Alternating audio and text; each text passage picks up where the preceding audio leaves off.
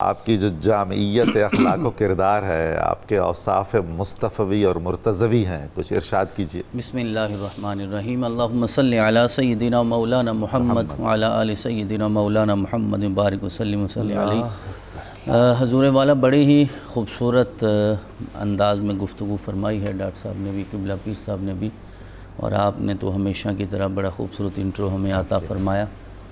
گزارش یہ ہے کہ اللہ کریم نے اپنے رسول کو امی بنا کے دنیا میں بھیجا ہے۔ اب مجھے نہیں پتا امی کے کتنے معنی لوگ بیان کرتے ہیں، لیکن ہم نے تو اتنا ہی سمجھا کہ امی وہ ہوتا ہے جو دنیا کے کسی دروازے یا دہلیز پہ جا کے زانو ادب نہیں کرتا، طے نہیں کرتا، اور وہاں سے دنیا میں کسی انسان سے جا کے علم حاصل نہیں کرتا، انہیں سب کچھ میرا رب بھی عطا فرماتا ہے۔ وہ خود قاسم علم لدنی ہوتا ہے۔ حضور والا یہ جو ہستی ہیں انہیں میرے رب نے اپنے رسول کے امی ہونے کا فیض بھی عطا فرمایا۔ سبحان اللہ، سبحان اللہ۔ تو سارے مورخین کا اس بات پہ اتفاق ہے کہ حضرت امام صادق علیہ السلام نے کسی انسان سے علم حاصل نہیں کیا۔ کیا بات! یہ سینہ در سینہ علم منتقل ہوتا حضور رہا۔ 12 سال امام زین العابدین کی گود میں کھیلنا، اس کے بعد امام باقر کی بارگاہ میں رہنا، جس طرح قبلہ پیر صاحب نے ارشاد فرمایا نا، یہ گھاری صادقین کا ہے، کوئی شک۔ تو آپ صادقین میں ثانی و صادقین ہیں، یعنی یہ سارے صادقین ہیں۔ سبحان اللہ۔ تو ایک میرے آقا اور پھر جناب امام جعفر صادق علیہ السلام، ہر ہستی کے القابات بڑے ممتاز ہیں۔ بے شک۔ کوئی باقر العلوم ہیں، کوئی امام سجاد ہیں، کوئی مجتبیٰ ہیں، کوئی مرتضیٰ ہیں، کوئی کاظم ہیں، کوئی رضا ہیں۔ اللہ رب العزت نے سارے اوصاف عطا فرمائے نا، کسی لقب میں کوئی ممتاز ہو گیا۔ بے شک۔ تو میرے رب نے امی ہونے کا فیض بھی انہیں عطا فرمایا۔ تو آپ نے جو علوم بکھیرے ہیں، جن کی روشنی پوری کائنات میں بکھری ہے، وہ علوم مصطفوی بھی ہیں، وہ علوم مرتضوی بھی ہیں۔ میرے رب نے یہ سارے اوصاف مدینۃ العلم کے وارث بھی ہیں، جی، اور باب مدینۃ العلم کے وارث بھی ہیں، مکمل وارث ہیں، مکمل وارث۔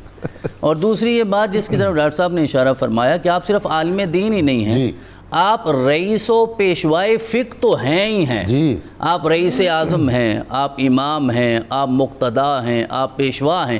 اس کے علاوہ علم فلکیات ہو، علم کلام ہو، علم ادب ہو، طب ہو، فلسفہ ہو، کیمیا جس کا بار بار ذکر ہوا، اور بابائے کیمیا جابر بن حیان۔ اس کا مطلب ہے کہ آپ وہ ہستی ہیں کہ آپ کے جو جوڑے اٹھا لے وہ اعظم بھی ہو جاتا ہے، میرا رب اسے ممتاز بھی بنا دیتا ہے، معتبر بھی ہو جاتا ہے، اور اس کا کہا ہوا ساری دنیا تسلیم کرتی ہے۔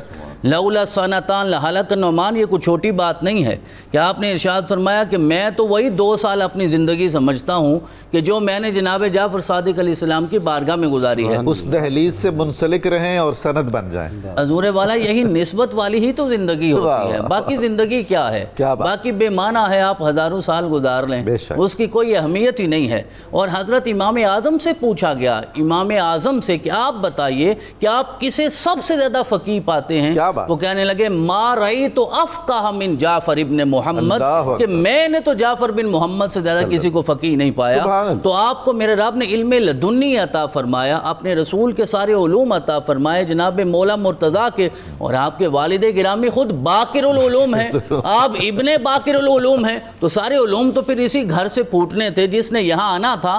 اور حضرت ضیاء الامت رحمۃ اللہ علیہ فرمایا کرتے تھے، ساری رات موسلادھار بارش ہوتی رہے اور عین صحن کے درمیان پیالہ اوندے منہ پڑا رہے تو ایک قطرہ بھی تو بارش کا نصیب نہیں ہوگا۔ دل کے پیالے سیدھے ہوں گے تو یہاں سے بھی میرا رب عطا فرما دے گا۔ تو جو دل کے پیالے سیدھے کر کے گیا، آج زمانہ ان سب کو امام ہی مانتا ہے۔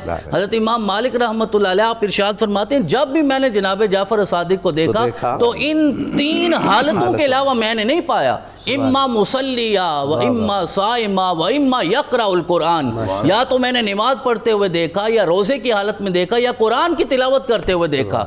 اب ان ہستیوں کو قرآن کی تلاوت کی کتنی لذت آتی ہوگی، جن کے بارے میں میرے رسول نے ارشاد فرمایا کہ میں 2 چیزیں چھوڑ کے جا رہا ہوں، ایک قرآن ہے اور دوسرے میرے اہل بیت ہیں۔ اور جب رسول اکرم کا تذکرہ ہوتا تھا، حالانکہ نسبت بھی ہے، نسل بھی ہے، خون بھی ہے، نور بھی ہے، اس کے باوجود امام مالک کہتے ہیں کہ آپ کے چہرے کا رنگ زرد ہو جاتا تھا اور آپ ایسے ذکر کرتے تھے جیسے کوئی بچہ اپنے بڑے کا ذکر کرتا ہے یا نوکر اپنے آقا اور مولا کا ذکر کرتا ہے. آپ نے کبھی یہ نہیں کہا کہ ہم اپنے نانا کا ذکر کر رہے ہیں, کہتے کہ ہم تو اللہ کے رسول کا تذکرہ کر رہے ہیں. اور حضرت امام مالک فرماتے ہیں, جس طرح ڈاکٹر صاحب نے فرمایا کتنے مشکل حالات تھے, ان کے باوجود کہتے ہیں جب بھی میں نے جعفر صادق کو دیکھا میں نے کثیر التبسم پایا, آپ کو مسکراتے ہوئے پایا. جب میں نے یہ جملہ پڑھا حضور والا تو میرے ذہن میں یہ خیال آیا کہ آقا نے ارشاد فرمایا تھا کہ سب سے بہترین صدقہ یہ ہے کہ تم اپنے مسلمان بھائی کو مسکرا کے ملو, خندہ پیشانی سے ملو, وہ صدقہ ہے. تو جو رئیس و پیشوائے فقہ ہے اگر اسے نہیں پتا چلے گا کہ سب سے اعلیٰ صدقہ کیا ہے تو اور کسے پتا چلے گا؟ تو آپ ہمیشہ انہی حالات میں مارات عین ولا سامعت اذن ولا خطر علی قلب بشر افضل من جعفر ابن محمد. کہتے ہیں میری آنکھ نے دیکھا نہیں, بلکہ کسی آنکھ نے نہیں دیکھا, کسی کان نے سنا نہیں, اور وہ بشر ہی نہیں ہے جس کے دل میں کوئی ایسا خیال آ جائے. ڈاکٹر صاحب یہ برکت کہاں سے آ جاتی ہے جو ہم ائمہ اطہار کی زندگیوں میں دیکھتے ہیں جی کہ اتنے کثیر الفیضان, جی کثیر العلوم, کثیر الجہاد, اب علوم معرفت میں آپ کا مرتبہ, جی روحانیت کے سارے سرچشمے آپ تک پہنچتے ہیں, آپ کے توسط سے آگے جاتے ہیں, زہد و عبادت جی اور درس و تدریس, مطلب بڑا مشکل کٹھن کام ہے. حضور والا شہاب الدین جی ابو العباس احمد بن بدر الدین شافی المعروف ابن حجر حیتمی, جی آپ فرماتے ہیں کہ میں نے جب مطالعہ کیا حضرت امام صادق کی زندگی کا تو میں نے یہ اس بات پہ غور کیا کہ آپ نے جو علوم پھیلائے ہیں کوئی علم ایسا نہیں ہے جو آپ کی زبان مبارک سے صادر نہیں ہوا.